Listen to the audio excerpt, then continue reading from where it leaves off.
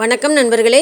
பாரம்பரிய முறையில் சாப்பாட்டுக்கேற்ற தேங்காய் சட்னி இரண்டாவது வகை எப்படி செய்யறதுன்னு இந்த வீடியோவில் பார்க்கலாம் வாங்க. அதுக்கு முதல்ல மீடியம் சைஸ் தேங்காய் மூடி ஒன்று எடுத்து அதை தூளாக நல்லா துருவி எடுத்து வச்சுக்கணும். அந்த தேங்காயிலேயே 2 வரமிளகாய் எடுத்து போட்டுக்கணும். இந்த சட்னிக்கு இந்த 2 வரமிளகாய் காரம் அதிகமாக இருக்கும் அப்படின்னு நினைக்கிறவங்க குறைச்சி போட்டுக்கலாம். அல்லது காரம் இன்னும் அதிகமாக வேணும்னு நினைக்கிறவங்க வரமிளகாவை இன்னும் கொஞ்சம் சேர்த்தி போட்டுக்கலாம். அதுக்கப்புறம் சின்ன நெல்லிக்காய் அளவுக்கு புளி எடுத்துக்கிட்டு அந்த புளியை தண்ணியில் ஒரு தடவை நல்லா கழுவிட்டு அந்த புளியையும் தேங்காவோட ஒன்றா போட்டு வச்சுக்கணும்.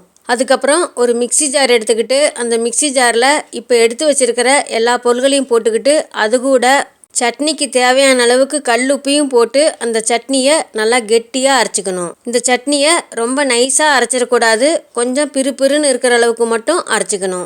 அரைச்சி வச்சுருக்கிற அந்த சட்னியை மிக்சி ஜார்லேருந்து வேறொரு பாத்திரத்துக்கு மாற்றிக்கணும். வேறொரு பாத்திரத்துக்கு மாற்றிக்கிட்டு விருப்பப்பட்டால் சட்னியை தாளிச்சிக்கலாம். இல்லைன்னா இந்த சட்னியை அப்படியே சாப்பிட்டா தான் நல்லா சுவையாக இருக்கும். இந்த சட்னியை கெட்டியாகவே வெறும் சாப்பாட்டுக்கு போட்டு பிணைஞ்சி சாப்பிட்டோம் அப்படின்னா அவ்வளோ சுவையாக இருக்கும்.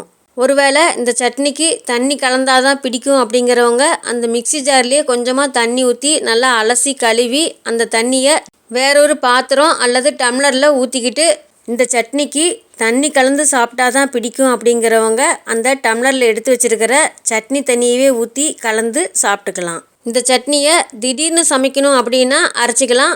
அதே போல் வீட்டில் எந்த காய்களும் இல்லை அப்படின்னாலும் இந்த சட்னியை அரைச்சி சாப்பிட்டுக்கலாம்.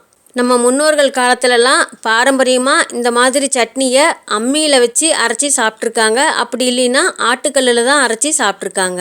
இந்த சட்னி இட்லி, தோசை, வெறும் சாப்பாடு எல்லாத்துக்குமே நல்லாயிருக்கும். பாரம்பரியமான முறையில் செய்கிற இந்த சாப்பாட்டுக்கேற்ற இரண்டாவது வகை தேங்காய் சட்னியை நீங்களும் செஞ்சு சாப்பிட்டு பார்த்துட்டு எப்படி இருந்ததுன்னு கமெண்ட்டில் சொல்லுங்கள். இந்த வீடியோ உங்களுக்கு பிடிச்சிருந்தா நம்ம சேனலை இது வரைக்கும் சப்ஸ்கிரைப் பண்ணாதவங்க சப்ஸ்கிரைப் பண்ணுங்கள். உங்களுக்கு தெரிஞ்சவங்களுக்கு ஷேர் பண்ணுங்கள், லைக் பண்ணுங்கள், கமெண்ட் பண்ணுங்கள். மீண்டும் அடுத்த வீடியோவில் சந்திப்போம் நண்பர்களே.